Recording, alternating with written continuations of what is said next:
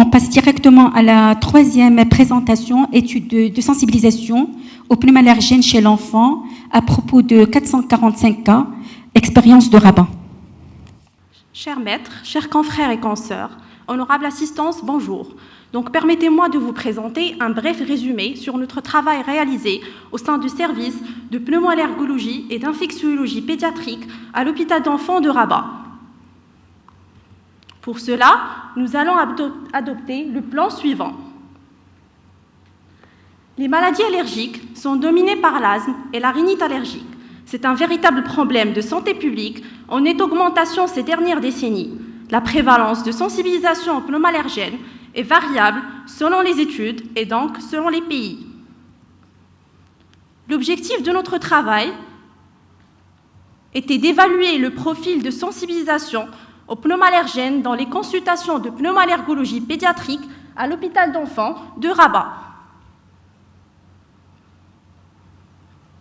Notre étude était une analyse rétrospective de 445 cas des enfants suivis en consultation de pneumoallergologie entre 2010 et 2018 au sein de services de pédiatrie 1 à l'hôpital d'enfants de Rabat.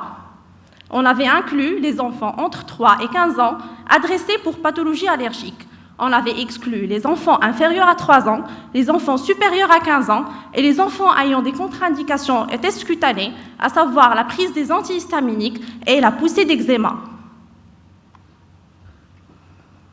La méthode utilisée était les tests cutanés à lecture immédiate réalisés par les prick tests, les stallergènes, contenant un témoin positif, l'histamine et la codaïne, un témoin négatif et les pneumallergènes.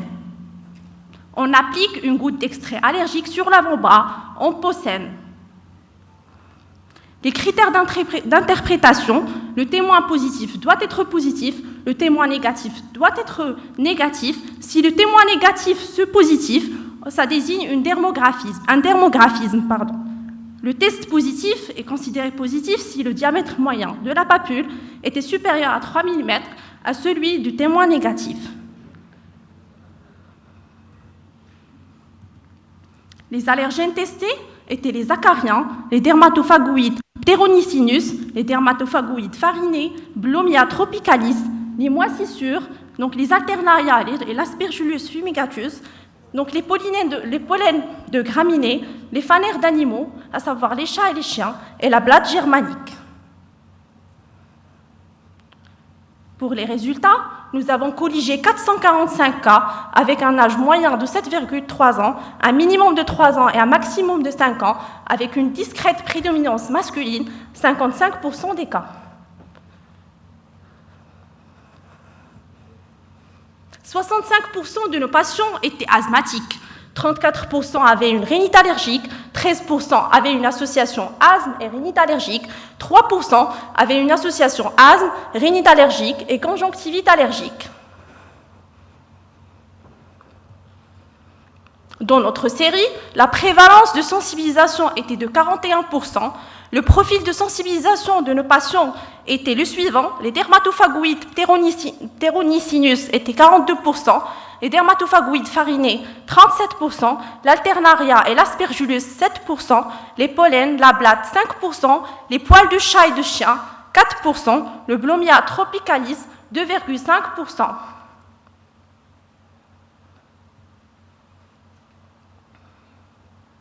Donc la discussion. Donc les indications des tests cutanés sont essentiellement l'asthme, donc suivi de la rhinite allergique, dont notre série est celle de Marrakech au Maroc, la Tunisie, tandis que l'association asthme-rhinite allergique est l'indication la plus fréquente dans l'étude de Bénin en 2021 et Qatar en 2020.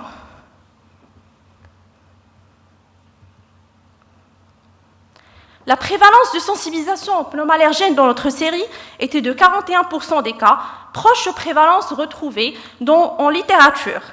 Donc le profil de sensibilisation varie d'un pays à l'autre, vu les facteurs génétiques, géographiques et climatiques, mais en général, elles sont dominées par les acariens dans toutes les études. Avec un nombre réduit de sensibilisation donc, aux poils de chat et de chien dans notre série à 4%, donc par rapport aux autres qui habitent avec les animaux domestiques sous le même toit. Les limites de notre étude étaient la population particulière. Donc c'était juste la population hospitalière. Tous les allergènes ne sont pas testés vu que tous les produits ne sont pas disponibles, d'où la nécessité d'autres études plus élargies et distendues. En conclusion, 41% de nos patients sont sensibilisés aux pneumoallergènes. Le profil de sensibilisation aux pneumoallergènes est dominé dans notre série par les acariens. Comme toutes les études en littérature, on note un nombre réduit de sensibilisation aux poils du chat et du chien. Merci pour votre attention. Est-ce que j'ai pas dépassé ? Donc, j'ouvre une discussion de 2 questions ou 3. Donc, je donne la parole à la salle. Donc, je veux juste ajouter un commentaire. Les tests cutanés, c'est un complément. En fait, il faut que ce soit encadré par une clinique parlante. Parce qu'un test cutané, ça dénote une sensibilisation, mais pas vraiment une allergie. Et c'est une étape très importante de l'exploration d'un enfant qui est allergique. Donc, il faut que ce soit corroboré par des données cliniques, parce qu'un test positif ne veut pas dire que c'est une personne qui est allergique. Bon, c'est vrai que cette étude, elle est de 3 à 15 ans, mais on peut faire les tests cutanés à n'importe quel âge. Et malheureusement, on a eu des pénuries de tests ces dernières années. Et avec le Covid, on n'a vraiment plus fait de tests pendant cette année, ce qui altère la prise en charge des malades allergiques dans notre service. Et ce serait intéressant de faire une étude multicentrique dans ce sens, ça aurait plus d'apport. Donc, je vous remercie, Madame Hussein.